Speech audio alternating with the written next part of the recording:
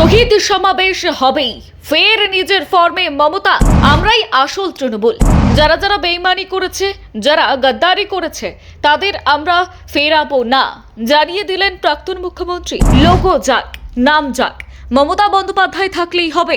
পাশে থেকে মমতাকে আশ্বস্ত করলেন দলীয় কর্মীরা। তৃণমূল কংগ্রেসের অন্দরের রাজনৈতিক টানাপোড়েনের মধ্যেই 21শে জুলাই শহীদ দিবসের সমাবেশ নিয়ে বড় বার্তা দিলেন দলনেত্রী মমতা বন্দ্যোপাধ্যায়। বুধবার 21শে জুলাইয়ের প্রস্তুতি বৈঠকে তিনি স্পষ্ট জানিয়ে দেন, বেইমানদের আর ফেরাবো না। দলের কর্মীরাই আমার সবচেয়ে বড় সম্পদ। যারা পাশে আছেন তাদের নিয়েই তৃণমূল কংগ্রেস চলবে। আর তার এই মন্তব্যকে ঘিরে রাজনৈতিক মহলে জোর চর্চা শুরু হয়েছে। সুসময় আর নেই। 26শে ভরাডুবির পর দলটাও ভেঙে দু টুকরো হয়ে গিয়েছে। তৃণমূল এখন কার, প্রতীকী বা কাদের? ঋতব্রতপন্থীদের সঙ্গে মমতাপন্থীদের সংঘাত এখন চরমে।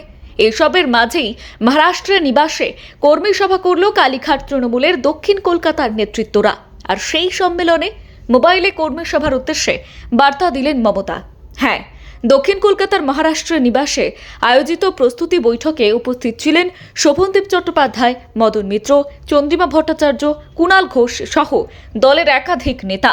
বৈঠকে নিজের সশরীরে উপস্থিত থাকতে না পারলেও ফোনের মাধ্যমে যোগ দিয়ে মমতা বন্দ্যোপাধ্যায় স্পষ্ট বার্তা দেন, শহীদ সমাবেশ হবেই, সবাই প্রস্তুত থাকুন। সূত্রের খবর, সমাবেশের অনুমতি চেয়ে আবার পুলিশের কাছে আবেদন জানানো হবে। যদি অনুমতি না মেলে তাহলে আদালতের দ্বারস্থ হওয়ার কথাও ভাবছে দল।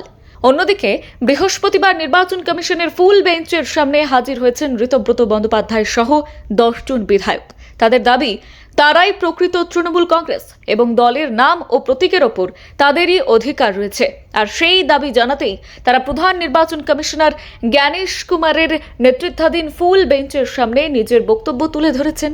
ঋতব্রতদের দাবি, প্রয়োজনীয় সংখ্যক বিধায়কের সমর্থন তাদের কাছে রয়েছে এবং সেই কারণেই তারা দলের প্রকৃত দাবিদার। গত 22শে জুন বিশেষ অধিবেশনে কার্যকরী সমিতি গঠনের পর নির্বাচন কমিশনের কাছে আনুষ্ঠানিক আবেদন জানানো হয়েছিল।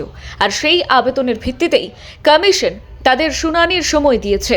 এর আগে বিধানসভায় ভিক্টোরিয়া হাউসের সামনে মাপজোক নিয়ে ক্ষোভ প্রকাশ করেছিলেন মুখ্যমন্ত্রী।